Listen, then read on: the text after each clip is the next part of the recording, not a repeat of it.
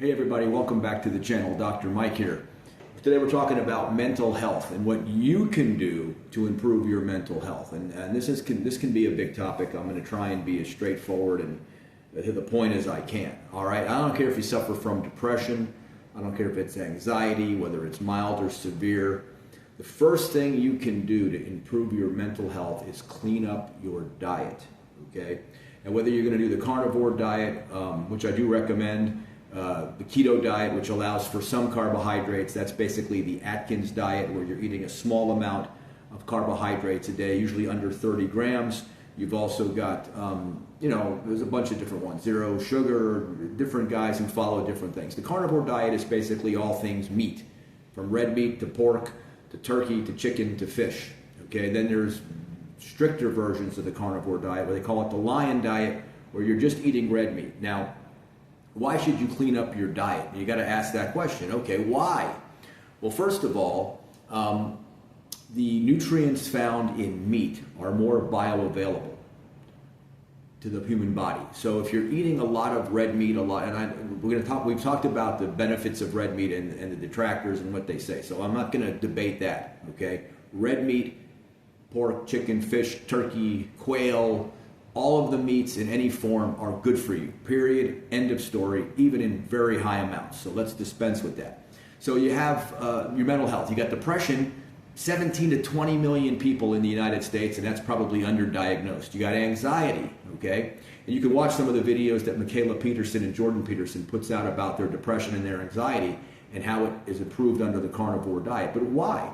Well, I think two main reasons. First, you're going to remove any of the processed foods, any of the processed sugar, flour, the wheat. Many people have reactions to this and don't even know it. You know, things like gluten affect a lot of people and affect their digestion, weight gain, but it also affects your mental health. There's plenty of things in wheat that are just not good for your brain. So by cutting all of the processed food out, you're not going to be poisoning yourself, basically, right? I mean, that's what you're doing when you eat a lot of processed food. You're going to get rid of that, but you're also going to supply your body with all the vitamins, minerals, and especially essential fats that your brain needs.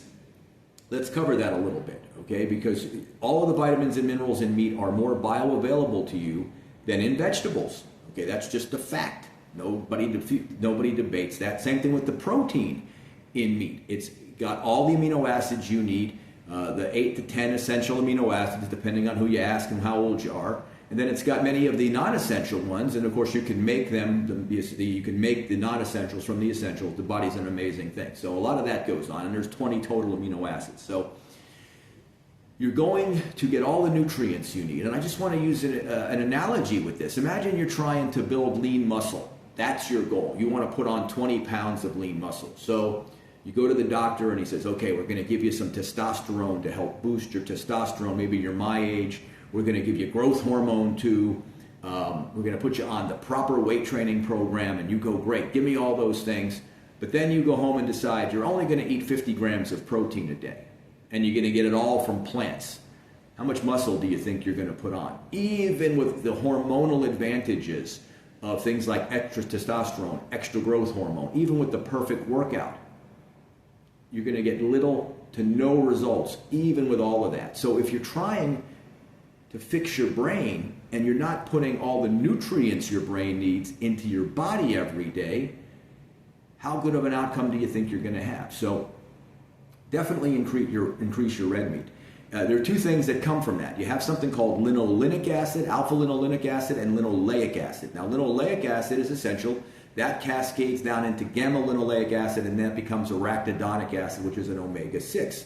You need omega-6s, okay? But you don't want too many omega-6s. This is the problem with all these vegetable oils and everything, because that leads to inflammation. And inflammation in the human body is bad, and we find out how bad it is more every day. What you want is the ALA, the alpha-linolenic acid, okay? That comes from the meat. You're going to get much more of it in meat than you are going to get in vegetables, okay? Things like flaxseed oil, borage seed oil, they have your ALA, okay? That's why people supplement them. Here's the problem with that. The enzyme that converts the ALA into the usable form, the omega-3s EPA and DHA, the ones you find in fish oil in a supplement or in salmon and other fatty fish, that conversion is very low, 10 to 15%. And that conversion depends on vitamins and minerals and a bunch of other stuff in the body. So if you're not getting all the nutrition you need proper, you're not going to be able to convert that ALA into EPA and DHA. Okay, we're going to talk about supplements in a second, but I want you to understand, if you're a vegan or a vegetarian, it is a known fact that vegans and vegetarians tend to have more depression, more anxiety, more mental health problems than a normal population, especially more than carnivores. So that's just something that's out there in the ether. Look it up yourself. Okay, there's been numerous studies done. Now, if you want to live that way, that's fine, but you need to supplement if you're going to do that. It's very hard to consume all the fats you need and all the proteins you need eating a vegan diet. You're really going to have to make a plan. So that's up to you. I don't care what kind of diet you eat. I'm just talking about your mental health today. So first and foremost, clean up your diet if you are depressed, if you have anxiety. Okay, study after study shows that's the first thing you need to do. Number two, get some exercise, especially aerobic exercise.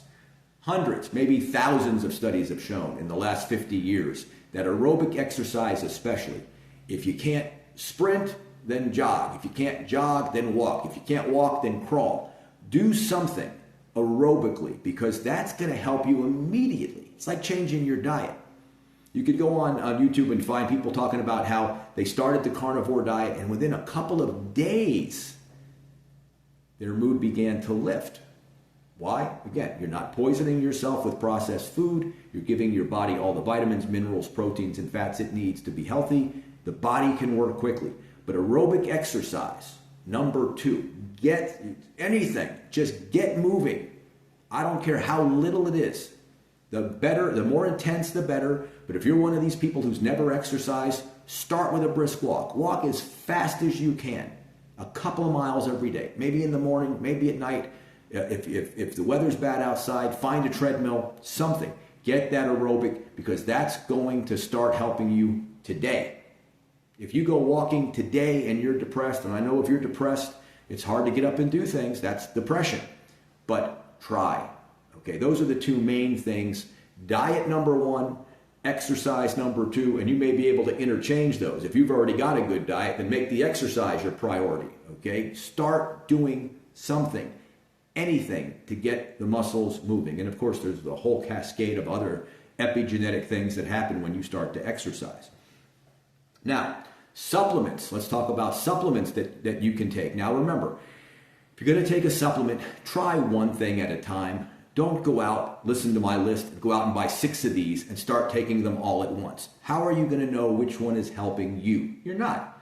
And that's a real problem. So if you're going to take a supplement, and if you're taking some kind of SSRI or other medication for depression, make sure you check out, use the internet. There are places you can go that will tell you if there is a problem between the two supplements, for instance, or between a drug and a supplement. You don't want to take something that's going to interfere with the medication you're taking. You want to get off the medication if you can, absolutely. If you can get off the medication, that's what you want. So it's a good idea to have a doctor who knows about supplements and who can help, okay? Now, one of the things used in England, now years ago, this was the #1 prescribed medication for mild to moderate depression in England, and that's St. John's wort. Wort is just an old English term for plant, okay? So St. John's plant. This has a profound effect on mild to moderate depression. Not severe. The research isn't there, doesn't really help with the more severe stuff. So mild to moderate, St. John's wort is a great, you can find it online. Now remember, in the EU and in England, they don't have the same laws we have here. Most of the supplements that you take in America, you can't get there. Those are listed by their FDA as being drugs or drug-like compounds. You can't take them. You just can't go into a GNC in England and buy St. John's wort. It's got to come from the doctor. So that is a natural thing you can try to help lift your depression. So St. John's wort. After you do the diet and the exercise, okay?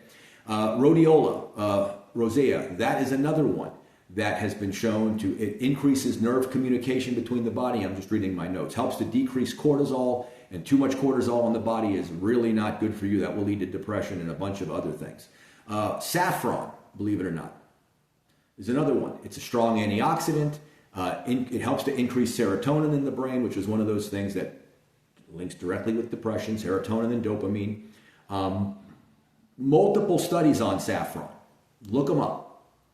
And if you're going to take these things, please look up the amounts. I'm not covering individual things and how much of them, but this is something big.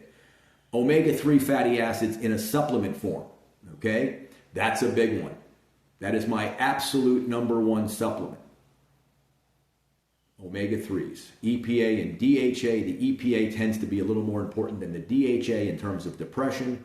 You want to take at least a teaspoon of quality fish oil a day. A lot of these studies use 1 gram, 2 grams. That's too little. No, there's no point in taking 1 gram of fish oil. Get yourself some Carlson's, get yourself some Biotics, get yourself somebody that's got a quality brand, good rating, and take a teaspoon to 2 teaspoons a day. That's going to be 5 to 10 grams per day. All right. It's not going to hurt you. Any extra is going to get burned off, but it is going to help make sure your brain. Your brain is a fish oil hog, is an EPA and DHA hog. I think 40% of your brain is fat, if I'm not mistaken. Somebody fact check me on that. But it's a huge amount. If you're not getting enough omega-3 fish oils every day, how is your brain going to be healthy?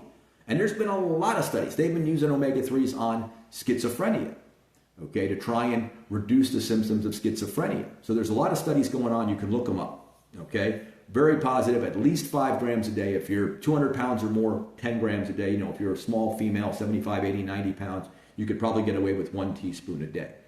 Let's see. We talked about St. John's wort. NAC, N-acetylcysteine. I believe it's still legal. Okay, a couple of years back, they were trying to pull it off the market. That is another one. Very powerful antioxidant. Very good for the brain. Another one I would recommend. Again, you could do a little research on it. L-tyrosine. This is an amino acid. It can be taken as a supplement. This helps to cascade in the brain into these neurotransmitters. Very important. Vitamin D. Vitamin D is that sunshine vitamin. If you're not getting out in the sun every day, if you're in cold climates, if you're in Canada, if you're north of say Georgia in this country, come the winter, not a lot of sun. So you need to get out in the sun as much as possible. I go out in the sun every day. There's not a single day I don't go out of my backyard for 10, 15, 20 minutes, a half hour. Pick up leaves, do a little yard work, feed the squirrels, feed the bird. Get out in the sun. If you can't, you might want to consider a tanning bed, something safe where you can get the exposure, or just get yourself 5,000 IUs, 10,000 IUs of E in a nice little, and just take it every day. Okay, also good for COVID, keeping the immune system strong. Let's see, B complex is another one that has been shown.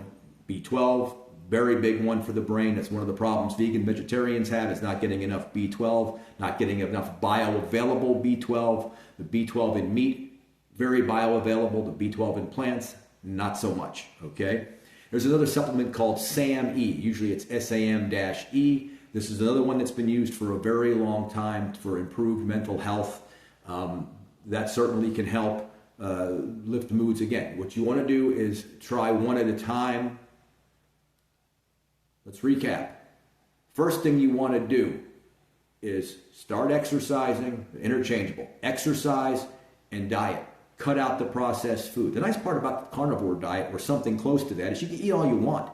Meat fills you up. Fat fills you up. If you're eating the carnivore diet or the Atkins diet, guess what? You're never hungry. You're not starving yourself. But you're cutting all of that processed garbage out. Even things that you might think are healthy. Okay? You hear all the time about eating whole grains. Well, first of all, who do you know that eats whole grains? This is one of these things. Grains have a very, very profound negative effect on the brain. There's a lot of stuff in grains. Grains have been consumed about 10,000 years in the human diet. We've been eating meat, us and our ancestors, for 2 million years. That's why we're here. We've talked about that in other videos. We're here because of meat, and we're thinking human beings because of the EPA and the DHA. We learned how to fish. Our brains began to get even bigger, more neural connections, and one day the lights came on, and here we are, talking about it on YouTube. So that's it. Just as a recap, diet, exercise, number 1 and number 2. Mostly aerobic exercise, and then I listed some of the supplements. If you have a question about a supplement, drop it down below. I'll try and answer it. But that's today's one on mental health. So guys, and I have seen profound effects with this. Profound. You can hear testimonials on YouTube. Now, don't rely on testimonials, but you could see people who talk about how they were suffering with depression off and on again. Mikhaila Peterson, Dr. Jordan Peterson, horrible anxiety, horrible depression.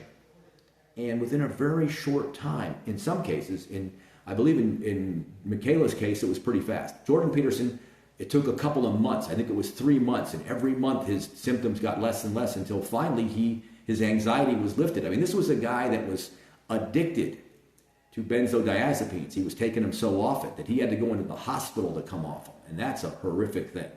So don't neglect your mental health.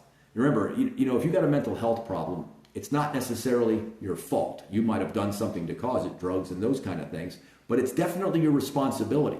It's your responsibility to do everything you can to improve your brain function. And of course, when all those things lift, you're going to be a better person, better father, better mother, better child, better dad, all of those. All right, I'll see you guys on the next one. I hope this was entertaining and informative.